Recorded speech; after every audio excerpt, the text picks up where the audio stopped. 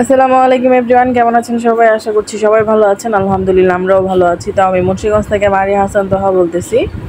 চলে আসলাম নতুন একটা ব্লগ নিয়ে।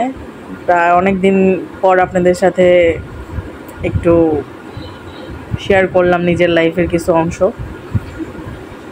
তো আমরা চলে গিয়েছিলাম ইসলামপুর, মানে ঢাকা সদরঘাট। যে কত মিনিট লাগে, হয়তো 10-15 মিনিট লাগে, যাই হোক।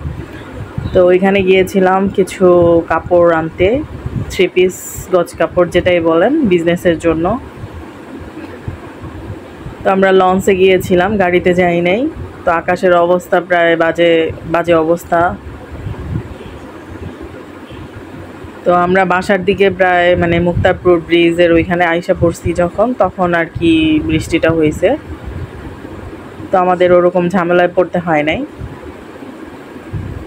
ওই দিনকার আকাশটা এত সুন্দর ছিল, মাশাআল্লাহ, অনেক ভালো লাগছে।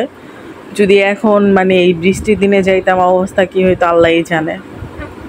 ভাগ্য ভালো ছিল ওই দিন, কোনো সমস্যা হয় নাই। এমনি তো আমার ফার্স্ট টাইম ছিল এই লঞ্চে ওঠার। তো কখনো অভিজ্ঞতা হয়নি যে লঞ্চে মানে উঠবো বা যাব কোথাও। ওই দিনই আমার ফার্স্ট ছিল। তো অনেক ভয়ে ছিলাম যে কি না কি হয়ে যায়, কিন্তু হয় নাই। তো আমরা আবার লঞ্চে আবার অনেক কিছু খাইতেছিলাম। আপনাদের ভাই আবার আমার বলতেছিল যে এখানে কিছু খাইও না, এখানের জিনিস ভালো হয় না। তো আসলে কোনো কিছুই মজা ছিল না। আমি যে মানে পেয়ারা খাইলাম, তারপর হয়েছে কি যেন বলে, মুড়ি মাখা খাইলাম, কিছুই মজা লাগে না। তো আমি আমার বাসার সামনে পৌঁছে গেছি, মানে মুক্তারপুর ব্রিজ। তো আমার বাসা তো এখানেই, মুক্তারপুর ব্রিজের এখানে। কিন্তু লঞ্চটা তো আর এখানে নামবে না, উনি ওনার জায়গা মতো নামবে। তো এখানে নামাই দিলে হয়তো আমার বাসায় যাইতে মাত্র 5 মিনিট লাগতো। বাট এখানে তো আর নামানো সম্ভব না, কারণ জায়গার জিনিস জায়গায় যাওয়া ভালো। তো আমি আবার নতুন একটা বিজনেস শুরু করছি, কাপড়ের বিজনেস সেল করব, কারণ তেমন কোনো কাজ নাই। আপনাদের ভাইয়াও এখন বসা, কোনো কাজ টাজ করতেছে না। তো আমি ভাবলাম যে আমি কিছু একটা করতে থাকি, পরেটা পরে ভাবা যাবে, দেখি কি হয়, ভাগ্যে কি আছে। কারণ নিজেদের খরচ আছে, ছেলের খরচ আছে, সব কিছু মিটাইতে মানে হিমশিম খাওয়া লাগে। তো ওই কারণে আর কি এই কাজটা করা।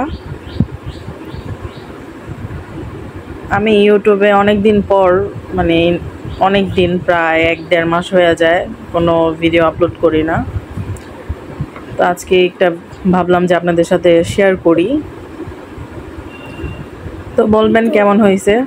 আর আপনাদের সাথে শেয়ার করার ইচ্ছে আছে আমার কাপড়গুলা, মানে 3 পিস গজ কাপড়। তারপর হয়েছে এই বাসার মধ্যে আর কি। আমি তো আর বাহিরে সেল করব না, বাহিরে দোকান নাই আমার যে আমি বাহিরে সেল করব। কিন্তু অনেক আগের থেকে আমার আশা ছিল একটা দোকান নেওয়ার, যে আমি বিজনেস করব।